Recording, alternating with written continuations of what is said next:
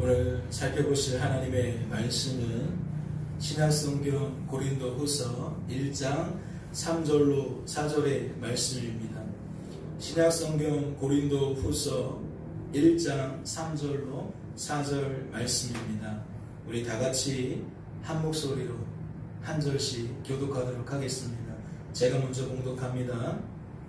찬송하리로다. 그는 우리 주 예수 그리스도의 하나님이시요 자비의 아버지시요 모든 위로의 하나님이시며 우리의 모든 환난 중에서 우리를 위로하사 우리로 하여금 하나님께 받는 위로로서 모든 환난 중에 있는 자들을 능히 위로하게 하시는 이시로다. 아멘. 오늘은 무엇을 찬송하시렵니까? 라는 제목으로 하나님의 말씀을 나누고자 합니다. 말씀을 보실까요? 하나님의 뜻으로 말미암아 그리스도 예수의 사도된 바울과 형제 디모데는 고린도에 있는 하나님의 교회와 또 온 아가야에 있는 모든 성도에게 하나님 우리 아버지와 주 예수 그리스도로부터 은혜와 평강이 있기를 원하노라. 사랑하는 성도 여러분, 말씀을 통해 무엇을 깨닫게 되십니까? 인생의 주관자여 구원자이신 하나님께서 어떤 분이신지 깨닫게 되십니까? 하나님께서는 어떤 일을 하시는지, 어째서 그런 일을 하시는지 깨닫게 되시냐는 겁니다. 다시 말씀을 보세요. 하나님의 뜻으로 말미암아. 여러분, 하나님의 뜻으로 말미암아라는 이 말씀을 통해 여러분은 무엇을 깨닫게 되십니까?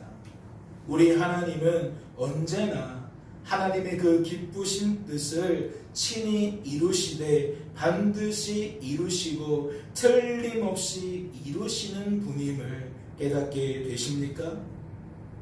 하나님의 뜻으로 말미암아 그리스도 예수의 사도가 된 바울을 잘 생각해 보십시오. 바울은 회심하기 전에, 즉 우리 구주 예수 그리스도를 나의 주 나의 하나님으로 영접하기 전에 어떠한 삶을 살았습니까? 말씀은 이렇게 소개합니다.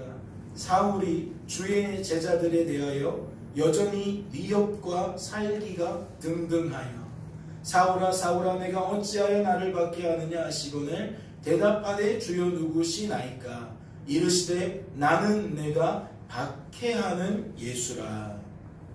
그는 어떠한 삶을 살았습니까?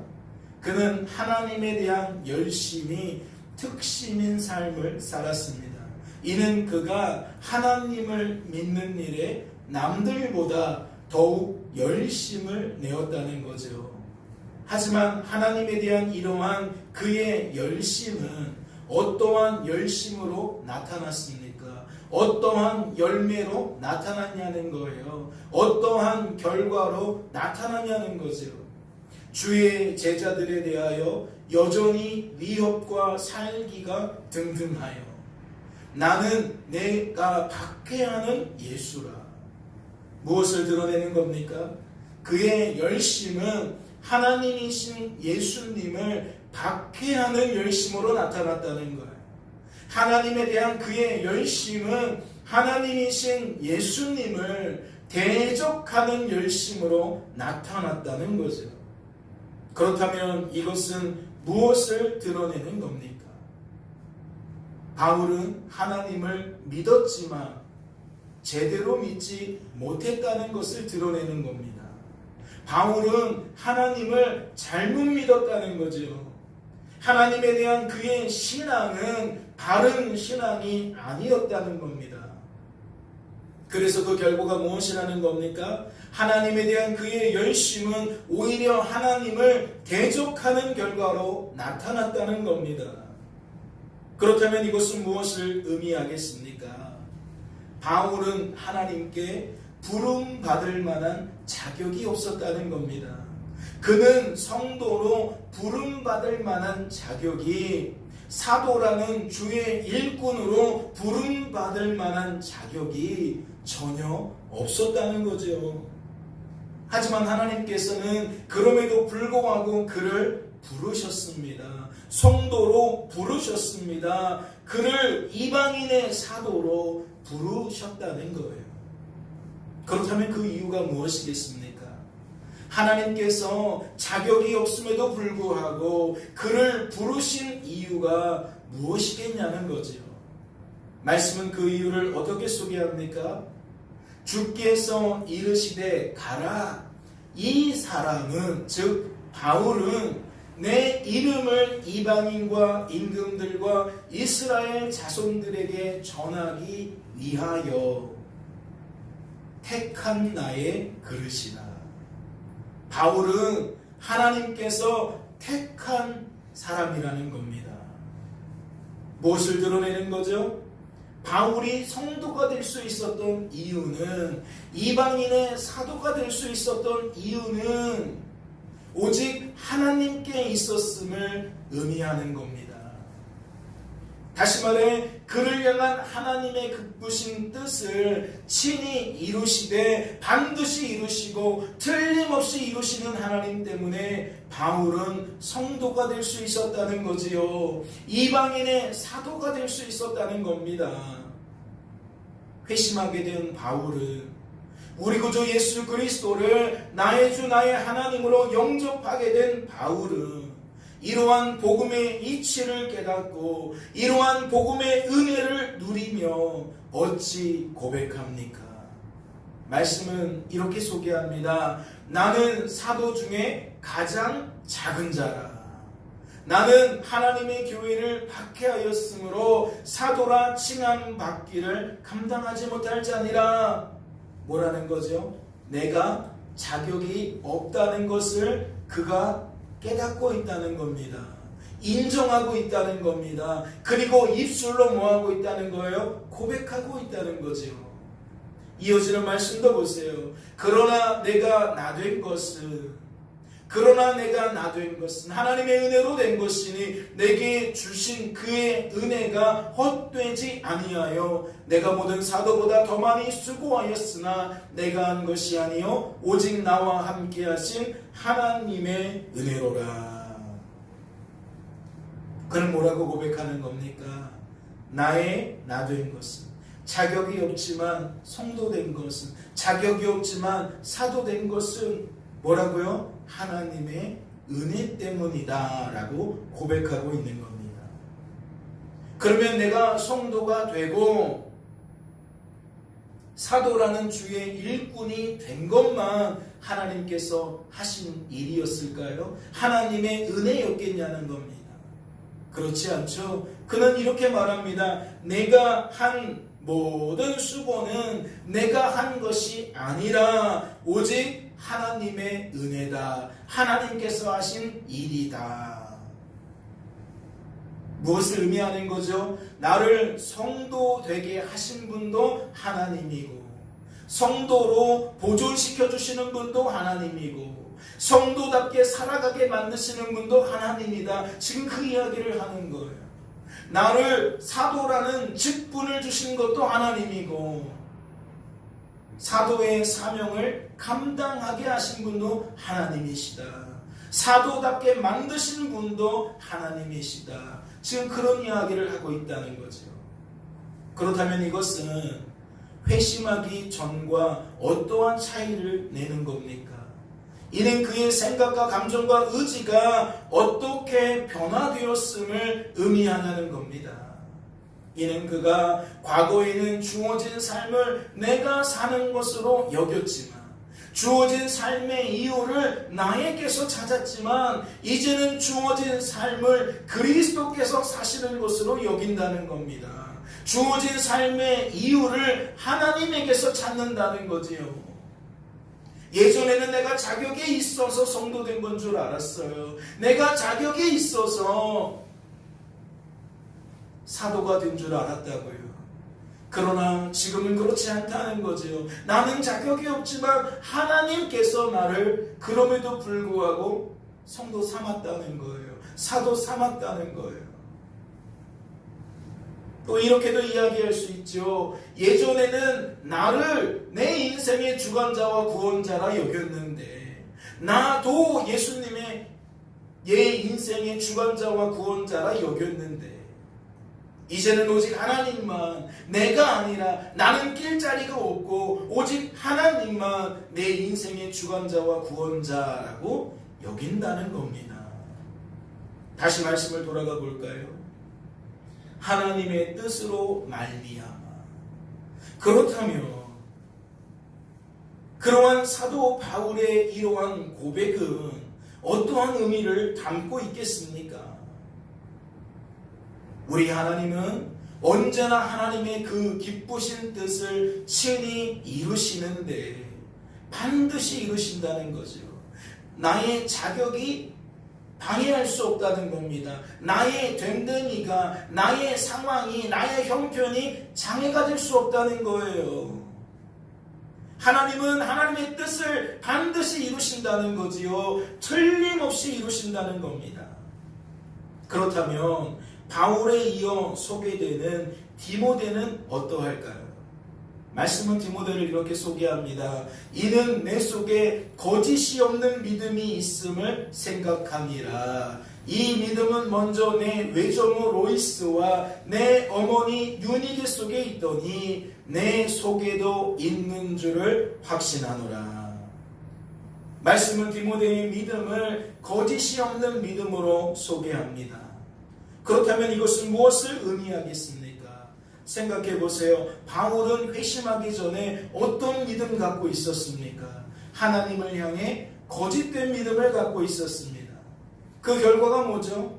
하나님이신 예수님을 하나님으로 영접하지 않았습니다. 그의 열심은 하나님을 박해하는 열심으로 나타났다는 거죠. 그렇다면 거짓이 없는 믿음을 가지고 있었던 디모데는 어떻게 반응했을까요? 거짓된 믿음을 갖고 있는 바울이 그렇게 반응했다면 거짓이 없는 믿음을 갖고 있었던 디모데는 어떻게 반응했겠냐는 겁니다. 말씀은 디모데의 회심에 관한 이야기를 소개하지 않기에 이렇다 저렇다 자세하게 말할 수는 없지만, 정확하게 말할 수는 없지만 바울에 비추어 생각해 본다면 그는 하나님이신 예수님을 순적하게 하나님으로 영접했을 줄로 압니다. 바울처럼 강하게 거부하는 것이 아니라 디모데는 순적하게 하나님으로 받아들였을 것이라는 얘기죠. 다시 말해 그의 열심은 하나님과 짝을 이룬다는 겁니다. 하나님을 적대하는 것이 아니라 하나님과 짝을 이룬다는 거지요. 그렇다면 이러한 디모데를 통해 강조하고 싶은 말은 무엇이겠습니까? 말씀이 바울과 더불어 디모데를 소개하는 까닭이 무엇이겠냐는 겁니다. 바울처럼 회심하기 전에 강하게 거부하든 디모데처럼 회심하기 전에 순적하게 영접하든 모두 하나님의 작품이라는 겁니다. 주어진 삶의 결과는 다르지만, 반응은 다르지만 뭐라는 거예요? 모두 다 하나님의 작품이라는 거죠. 다시 말해 바울 또는 디모데의 됨됨이를 강조하는 게 아니라는 겁니다. 바울 또는 디모데의 가정 형편, 즉 성장 배경을 강조하려는 것이 아니라는 거죠. 그렇다면 무엇을 강조하는 것이겠습니까? 하나님의 그 기쁘신 뜻을 친히 이루시되 반드시 이루시고 틀림없이 이루시는 하나님을 강조하려는 겁니다. 그렇다면 다시 말씀을 주목해 주시기 바라요. 하나님의 뜻으로 말미암아 그리스도 예수의 사도된 바울과 형제 디모데는 고린도에 있는 하나님의 교회와 또 온 아가야에 있는 모든 성도에게, 고린도후서의 1차 수신자였던 고린도 지역의 모든 교회와 성도들은 이 말씀을 어찌 여겨야 합니까? 하나님의 뜻으로 말미암아라는 이 말씀을 오직 바울과 디모데에게만 적용해야 합니까? 아니면 자신들과 자신들의 교회에도 적용해야 합니까? 예, 자신들과 자신들의 교회에도 적용해야 합니다. 다시 말해 회심하게 된 이유를 저들 또한 바울처럼 어디에서 찾아야 된다? 하나님에게서 찾아야 된다. 자신들이 바울처럼 심하게 거부하다가 예수님을 영접했든, 자신들이 디모데처럼 순적하게 예수님을 영접했든, 그들은 그 이유를 나의 됨됨이나 나의 환경 속에서 찾는 것이 아니라 하나님에게서, 즉 나를 향한 하나님의 그 기쁘신 뜻 안에서 찾을 수 있어야 한다는 것이지요. 이는 무엇도 마찬가지겠습니까? 성도라는 개인이 그러하다면 그러한 성도들의 모임인 교회 역시 동일하게 적용해야 될 줄로 압니다. 다시 말해 교회가 교회로 세워지기까지의 그 과정이 순탄했든 순탄하지 않았든, 교회가 교회답게 보존되는 과정이 순탄했든 순탄하지 않았든, 교회가 더욱 든든히 성장해가는 과정이 순탄했든 순탄하지 않았든, 성도된 우리들은 그 이유를 어디에서 찾아야 한다는 겁니까? 사람과 환경 속에서, 즉 나의 상황과 나의 형편 속에서 찾는 것이 아니라 오직 하나님에게서, 즉 교회를 향한 하나님의 그 기쁘신 뜻 안에서 찾을 수 있어야 한다는 겁니다. 말씀을 보세요. 하나님 우리 아버지와 주 예수 그리스도로부터 은혜와 평강이 있기를 원하노라. 그렇다면 이 말씀은 1절 말씀처럼 내 삶을 그렇게 여기게 된 바울과 디모데에게 어떻게 여겨지겠습니까? 그렇다면 이 말씀은 내 삶의 이유를 하나님에게서 찾기 시작한 고린도 지역의 모든 교회와 성도들에게 어떻게 받아들여지겠냐는 겁니다. 이는 단지 글이 아니라, 글자가 아니라, 말이 아니라 능력으로 다가올 줄로 압니다. 즉 자신들의 오늘이 여전히 하나님의 은혜 안에 있음을 그들은 다시금 깨닫게 될 거라는 이야기이지요. 여호와의 손이 여전히 내 위에 있음을 그들은 깨닫게 될 거라는 겁니다. 우리를 돕는 하나님의 그 선한 손이 여전히 우리를 돕고 계심을, 그리하여 우리를 통해 선한 열매를 맺게 하고 계심을 그들은 깨닫게 될 것이라는 이야기이지요. 그렇다면 그들은 주어진 삶 속에서 무엇을 누리겠습니까? 그러한 하나님의 손길을 깨닫게 되었는데 과연 그들이 무엇을 누리게 되겠냐는 거지요. 설령 그들의 삶이 순탄할지라도, 설령 그들의 삶이 순탄하지 않을지라도 그들은 하나님 때문에 무엇을 누려요? 평강을 누려요. 성부 하나님과 성자 하나님이신 예수님과 성령 하나님께로부터 말미암는 참된 평강을, 세상이 줄 수 없는 평강을 그들은 주어진 삶 속에서 상황과 즉 형편을 뛰어넘고 뭐하게 된다? 누리게 된다. 내가 원하지 않는 삶의 결과 속에서도 그들은 여전히 나와 함께 하시는 하나님 때문에 참된 평강을, 세상이 줄 수 없는 평강을 누리게 된다. 그러한 이야기입니다. 그렇다면 오늘 본문 말씀은 무엇을 드러내는 걸까요? 저와 여러분에게 무엇을 보여주는 것이겠냐는 겁니다. 말씀을 볼까요?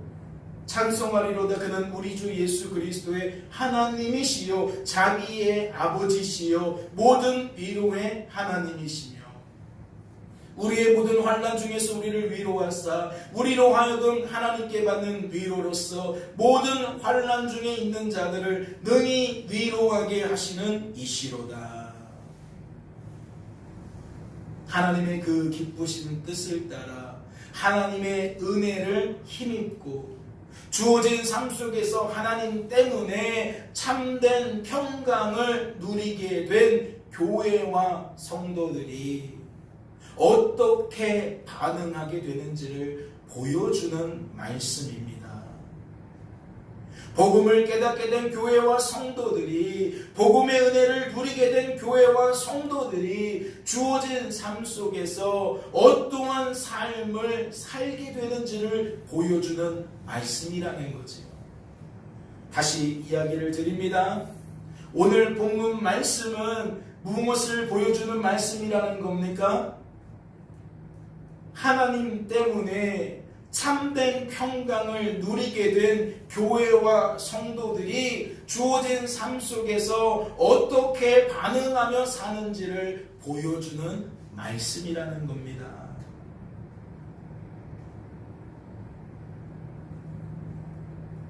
다시 말해, 복음을 깨닫게 된, 복음의 은혜를 누리게 된 그들이 주어진 삶 속에서 어떠한 삶을 살게 되는지를 보여주는 말씀이라는 거지요. 그렇다면 그 핵심은 무엇인 겁니까? 복음을 깨닫게 된 교회와 성도들은, 복음의 은혜를 누리게 된 교회와 성도들은 주어진 삶 속에서 공통적으로 어떠한 반응을 내냐는 거지요. 어떠한 모습으로 살게 되냐는 겁니다. 말씀을 보세요. 말씀은 그 핵심을 어떻게 소개하고 있습니까? 하나님을 찬송하는 것으로 소개하고 있습니다. 이는 하나님의 그 기쁘신 뜻을 따라 은혜 받게 된 교회와 성도들은 반드시 하나님을 찬송한다는 거지요. 인생의 주관자여 구원자이신 하나님 때문에 평안케 된 교회와 성도들은 하나님을 반드시 찬송하게 된다는 겁니다. 그렇다면 말씀은 찬송의 내용을 어떻게 소개하고 있을까요? 우리가 은혜 받았기에, 평안을 누리게 되었기에 하나님을 찬송하게 된다? 예, 이해가 되셨잖아요. 과연 그렇다면 어떠한 내용으로 하나님을 찬양하게 될까요? 말씀은 어떻게 소개하고 있습니까? 찬송하리로다 그는 우리 주 예수 그리스도의 하나님이시요 자비의 아버지이시요 모든 위로의 하나님이시며. 세 단락으로 나누어서 생각해 볼 수 있겠죠. 첫째, 하나님은 우리 주 예수 그리스도의 하나님이심을 찬송하고 있습니다. 이는 어떠한 의미인 겁니까? 성자 하나님이신 우리 주 예수 그리스도를 통해 범죄한 우리들의 죄에서 구원해 주시기로 작정하신, 즉 하나님의 그 기쁘신 뜻을 세우신 성부 하나님을 찬송한다는 겁니다.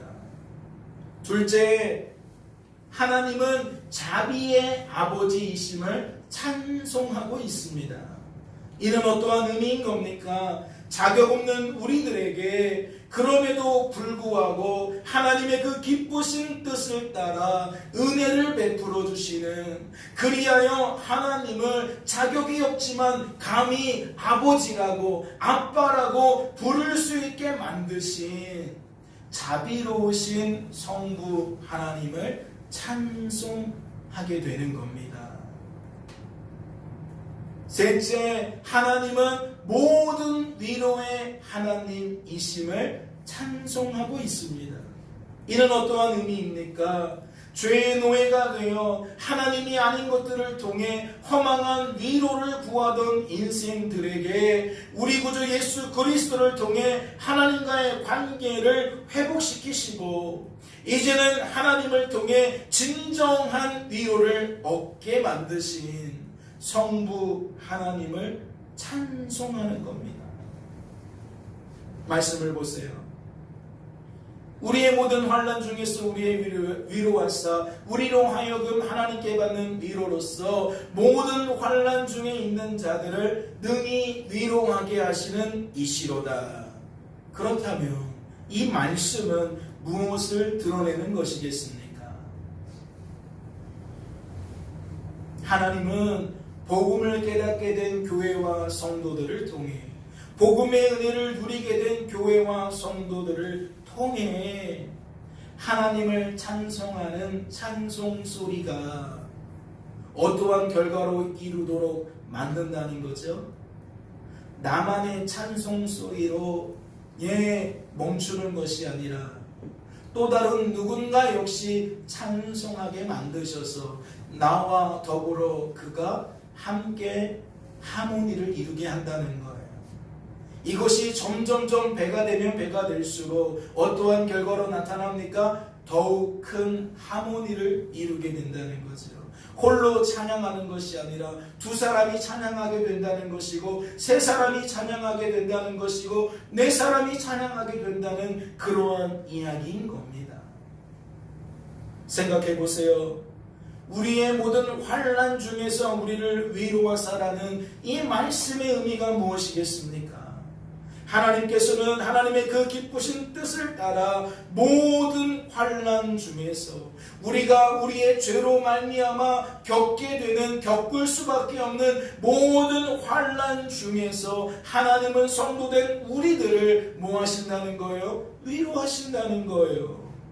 이는 하나님께서 환난을 통해 성도된 우리들에게 복음이 무엇인지 깨닫도록 만드신다는 거지요.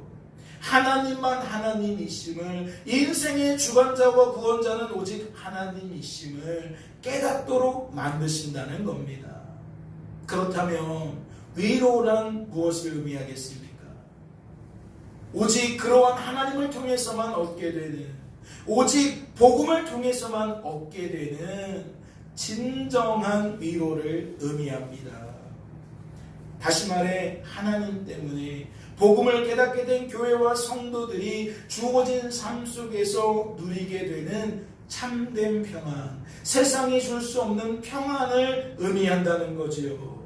따라서 위로라는 것은 인생의 주관자요 구원자이신 하나님을 가리킬 수도 있고, 인생의 주관자요 구원자이신 하나님을 우리에게 알려주는 복음을 가리키는 것일 수도 있으며, 하나님을 통해 복음을 통해 성도된 우리들이 주어진 삶 속에서 누리게 되는 참된 평안을 가리킬 수도 있는 겁니다. 그렇다면 우리로 하여금 하나님께 받는 위로로서 모든 환난 중에 있는 자들을 능히 위로하게 하시는 이라는 이 말씀의 의미는 무엇이겠습니까?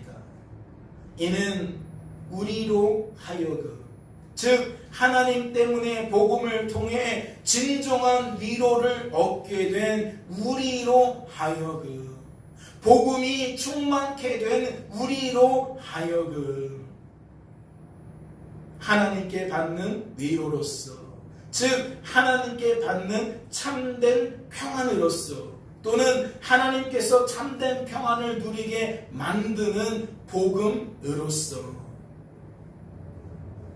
모든 환난 중에 있는 자들을, 아직 참된 평안을 알지 못하는 자들을, 아직 참된 평안을 누리지 못하는 자들을, 다시 말해 복음을 알지 못하는, 복음을 오해하고 착각하는 자들을 뭐하게 하신다? 능히 위로하게 하신다. 우리 하나님은 그런 분이시다. 복음 충만한 우리들을 통해 그렇지 않은 자들을 복음 충만하게 만드신 분이다. 지금 그 이야기를 하고 있는 겁니다. 그렇다면 이 말씀은 무엇과 짝을 이루겠습니까? 우리가 수요 예배 시간에 살펴보았던 이사야 40장 말씀과 짝을 이루는 겁니다. 말씀을 기억하십니까? 너희 하나님이 이르시되 너희는 위로하라, 내 백성을 위로하라. 외치는 자의 소리여 이르되 너희는 광야에서 여호와의 길을 예비하라. 사막에서 우리 하나님의 대로를 평탄케 하라. 이사야 40장에서 말하는 저 위로가 어떠한 위로겠습니까?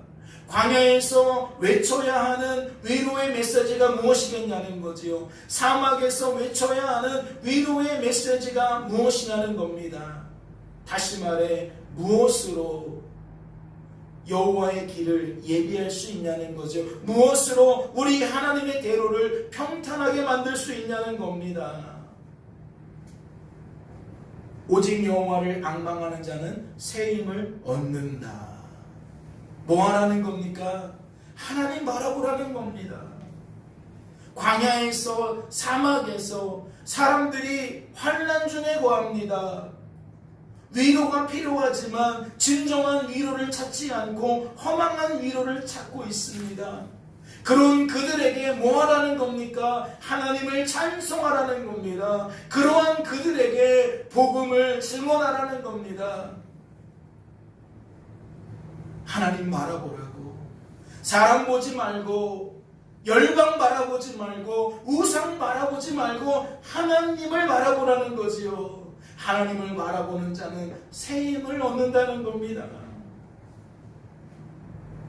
그렇다면 이사야서 40장 말씀을 통해 우리들은 오늘 본문 말씀을 어떻게 해석할 수 있겠습니까? 하나님의 그 기쁘신 뜻을 따라 하나님을 앙망하게 된 사람들은, 그리하여 새 힘을 얻게 된 사람들은 주어진 삶의 자리에서 반드시 무엇을 하게 된다? 하나님을 찬송하게 된다. 왜냐하면 하나님은 하나님을 찬송하는 그들을 통해 또 다른 누군가가 하나님의 그 기쁘신 뜻을 따라 하나님을 찬송하도록 만드실 계획을 가지고 계시기 때문입니다. 뜻을 가지고 계시기 때문이라는 거지요. 이는 하나님께서 성도의 찬송을 통해 여호와의 길을 예비하신다는 겁니다. 하나님의 대로를 평탄케 만드신다는 거지요. 그렇다면 찬송은 곧 무엇을 의미합니까? 복음을 의미합니다. 하나님만 하나님이심을 외치는 것을 의미합니다. 인생의 주관자와 구원자는 하나님이심을 외치는 것을 의미한다는 거지요. 이러한 하나님의 기쁘신 뜻을 말씀은 이렇게 소개합니다. 우리 다 같이 한번 읽어볼까요? 그 기쁘신 뜻대로 우리를 예정하사 예수 그리스도로 말미암아 자기의 아들들이 되게 하셨으니 이는 그가 사랑하시는 자 안에서 우리에게 거저주시는 바 그의 은혜의 영광을 찬송하게 하려는 것이다. 사랑하는 성도 여러분, 말씀을 통해 무엇을 깨닫게 되십니까? 하나님만 하나님이시라는 것, 인생의 주관자와 구원자는 오직 하나님이시라는 것, 우리들이 주어진 삶 속에서 우리들의 입술로 고백하며 사는 것이 얼마나 중요한 일인지 깨닫게 되십니까? 나와 함께 하시는 하나님께서 하나님의 그 기쁘신 뜻을 따라 하나님께서 하신 일을 하나님께서 하신 일로 우리들의 입술로 날마다 고백하며 사는 것이 얼마나 중요한지 깨닫게 되시냐는 거예요. 이는 우리들이 하나님의 그 기쁘신 뜻을 따라 성도로 세워졌음을 방증합니다. 내가 오늘 하나님을 찬송할 수 있다는 것은 하나님이 나와 함께하고 계심을 방증한다는 거지요. 내가 하나님을 찬송한다는 것은 하나님이 하나님의 뜻을 따라 나를 구원해 주셨음을 방증한다는 겁니다. 어디 그뿐입니까? 성도된 우리들이 여전히 날마다 삶 속에서 하나님을 찬송한다는 것은 하나님께서 성도된 우리들을 성도로 보존해주고 계심을 방증하는 겁니다. 하나님이 여전히 나와 함께 하시며 나의 삶 속에 하나님의 돕는 선한 손길을 두고 계심을 방증한다는 거지요. 또한 이는 우리들이 하나님의 그 기쁘신 뜻을 따라 성도다운 삶을 살게 되었음을 방증하는 겁니다. 하나님은 인생의 목적이 무엇입니까? 하나님께서 우리를 지으신 목적이 무엇이냐는 걸 하나님을 영화롭게 하는 겁니다. 하나님 때문에 우리들이 즐거워하는 겁니다. 이는 무엇으로 압축됩니까? 하나님을 찬송하는 것으로 압축됩니다. 하나님은 이런 분입니다. 저런 분입니다. 이건 하나님이 하셨습니다. 저건 하나님이 하셨습니다. 그렇게 우리들이 하나님께 영광 돌리는 모습, 그 안에 담겨있는 그 기쁨, 평안, 그 만족,